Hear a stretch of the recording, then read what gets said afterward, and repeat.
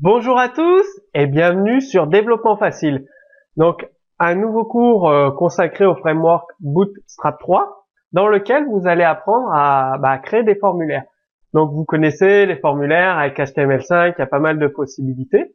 Avec Bootstrap 3, il suffit d'utiliser toujours des classes CSS associées à certains éléments pour créer vos formulaires un peu ergonomiques avec un visuel très sympa pour vos utilisateurs. Donc vous avez deux types de formulaires horizontaux ou les formulaires verticaux. Donc formulaires horizontaux, tous les champs ils sont sur la même ligne forcément, alors que d'habitude, en règle générale, on fait des formulaires verticaux avec les champs les uns à la suite des autres. Donc il suffit d'utiliser la classe form-inline avec la balise form pour créer votre formulaire.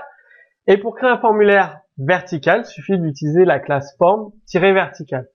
On va voir les deux types de formulaires à la fin du cours avec un exemple très visuel. Donc Bootstrap 3, il permet de générer tous les éléments des formulaires pour qu'ils soient compatibles sur la majorité des navigateurs et également sur les périphériques de bureau et les périphériques mobiles. Et vous savez, toujours le concept de grille, c'est très très important. Ça, c'est vraiment la base essentielle à maîtriser avec le framework Bootstrap 3. C'est le concept de grille. Il y a deux cours au tout début pour vous aider à comprendre ce concept.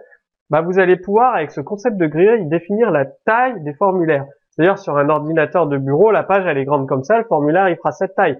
Sur une tablette, elle est grande comme ça, le formulaire fera cette taille. Alors que sur un smartphone, il est grand comme ça, il fera la largeur du smartphone, le formulaire, tout simplement.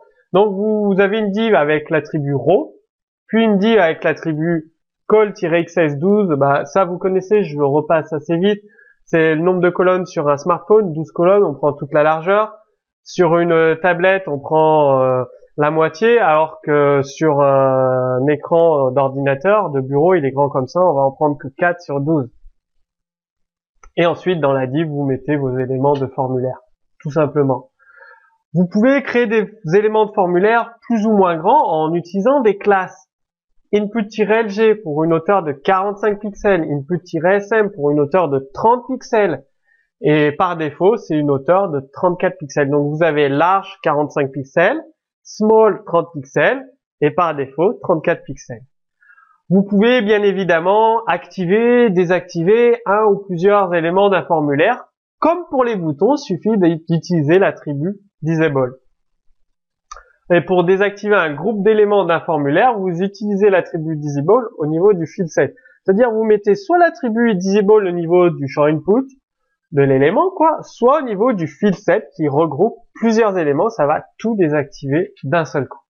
On voit ça ensemble avec un exemple de code source. Alors, comment ça marche concrètement? Toujours row, notre système de grille. Là, j'ai fait simple, j'ai pas défini XS, médium périphérique, donc sur les ordinateurs de bureau, ça prend 9 lignes pour le formulaire, tout simplement. Donc, le but, c'est de vous montrer le formulaire. Alors, vous avez un formulaire horizontal, donc les champs les uns à côté des autres, et en dessous, un formulaire vertical, avec les champs en dessous des uns en dessous des autres. Donc, le formulaire horizontal, donc je vais le noter, formulaire horizontal.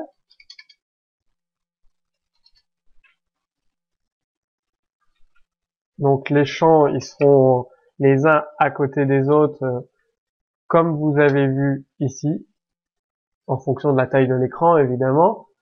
Et avec un formulaire vertical, donc il y a la balise ici, form-vertical.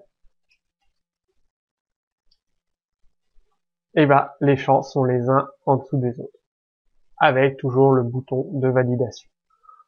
Donc très simple, vous utilisez des classes CSS pour la mise en forme de votre formulaire avec des options de contrôle. Veuillez saisir une adresse email valide, donc type de contrôle pour une adresse mail. Ensuite, vous pouvez définir la taille des champs de votre formulaire. Par exemple,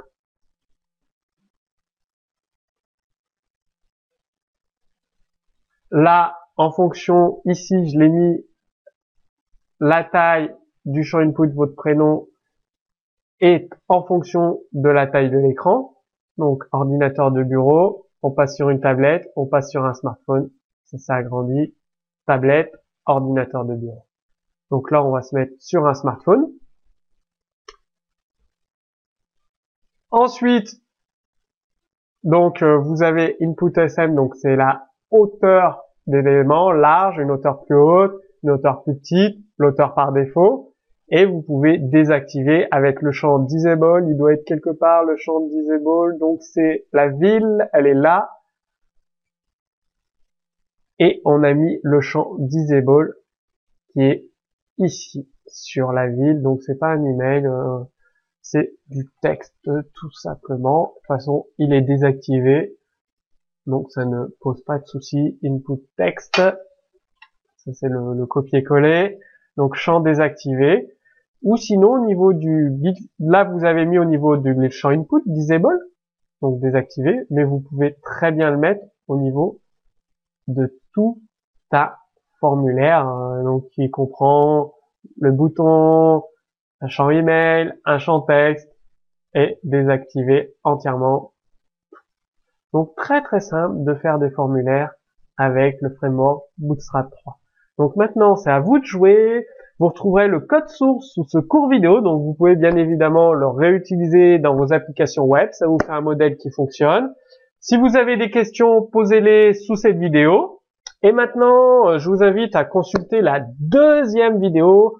Donc à la fin de cette vidéo, il y a un lien qui apparaît, il suffira de cliquer sur ce lien, donc sur cette vidéo, et vous allez dans la deuxième vidéo apprendre à utiliser en profondeur le framework Bootstrap 3, HTML5, CSS3. Vous allez tout savoir dans la deuxième vidéo. Donc on se retrouve dans la deuxième vidéo. Je vous dis à tout de suite.